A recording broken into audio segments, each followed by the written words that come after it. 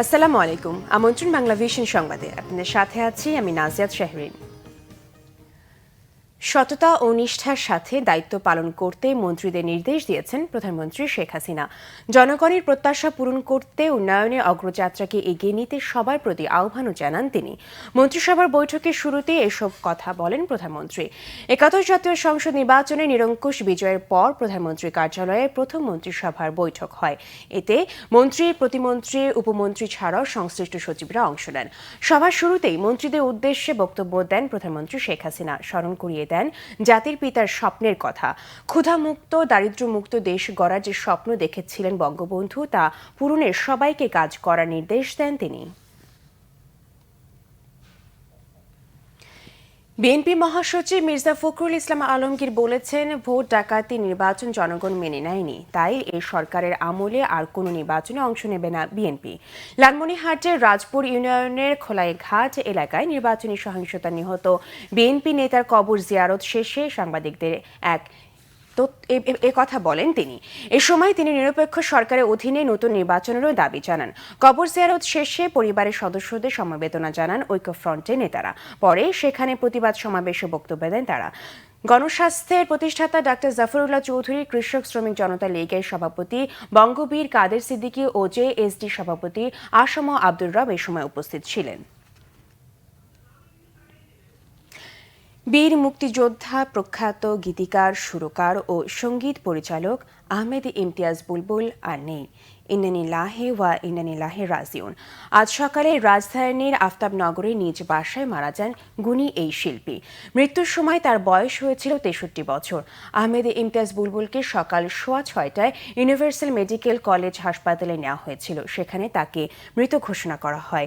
তিনি হৃদরোগে আক্রান্ত ছিলেন। আহমেদ ইমতিয়াজ বুলবুল অসংখ্য জনপ্রিয় গানের গীতিকার, সুরকার ও পরিচালক ছিলেন।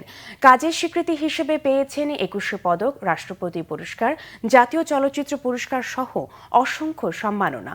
1971 সালে কিশোর বয়সে মুক্তিযুদ্ধে অংশগ্রহণ করেন তিনি। রাজধানী সহ দেশের 8টি জেলার 11টি সরকারি হাসপাতালে অভিযান চালিয়ে 40% চিকিৎসককে কর্মস্থলে অনুপস্থিত পেয়েছে দুর্নীতি দমন কমিশন দুদক। উপজেলা পর্যায়ে হার আরও বেশি, প্রায় 62%। সোমবার সকাল থেকে সংস্থাটি একযোগে এই অভিযান চালায়। দুপুর 2টা পর্যন্ত অভিযান চালিয়ে সোমবার বিকেলে দুদকের প্রধান কার্যালয়ে সংবাদ সম্মেলনে এসব তথ্য জানিয়েছেন দুদকের মহাপরিচালক প্রশাসন মোহাম্মদ মনির চৌধুরী। তিনি বলেন, 8টি জেলার 11টি সরকারি হাসপাতালে অভিযান পরিচালনার সময় চিকিৎসকদের কাজের সময়ে রোস্টার পর্যালোচনা করে দেখা হয়। এতে দেখা যায় 230 জন চিকিৎসকের মধ্যে 92 জনই অনুপস্থিত ছিলেন, যা মোট চিকিৎসকের শতকরা 40%। ঢাকার বাইরে 7টি জেলার হাসপাতালগুলোতে আরও খারাপ অবস্থা দেখা গেছে। সেখানে 131 জন চিকিৎসকের মধ্যে 81 জনই অনুপস্থিত ছিলেন, যা মোট চিকিৎসকের প্রায় 62%। অভিযান পরিচালনার সময় রোগীদের সাথেও কথা বলেন দুদক কর্মকর্তারা। চাঁপাইনবাবগঞ্জে জঙ্গি আস্তানার সন্দেহে র্যাবের 4.5 ঘণ্টার অভিযানে একজনকে আটক করা হয়েছে।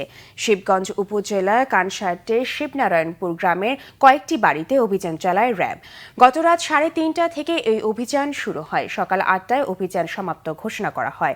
র্যাব 5-এর অধিনায়ক লেফটেন্যান্ট কর্নেল মাহবুবুল আলম জানান, শিবনারায়ণপুর গ্রামে গুলশান হামলার কয়েকজন আসামি অবস্থান করছে এমন সংবাদে অভিযানে যান তারা। গ্রামের 10 থেকে 12টি বাড়িতে তল্লাশি করেও কাউকে পাওয়া যায়নি। তবে জিজ্ঞাসাবাদের জন্য মনিরুল ইসলাম নামে একজনকে আটক করা হয়েছে। এই ছিল এখনকার মতো। পরের সংবাদ বেলা 12টায় দেখার আমন্ত্রণ রইল। এছাড়া ফেসবুকে বাংলা ভিশন সংবাদ সরাসরি দেখতে লগ ইন করতে পারেন facebook.com/বাংলাভিশনে। এতক্ষণ সাথে থাকার জন্য ধন্যবাদ।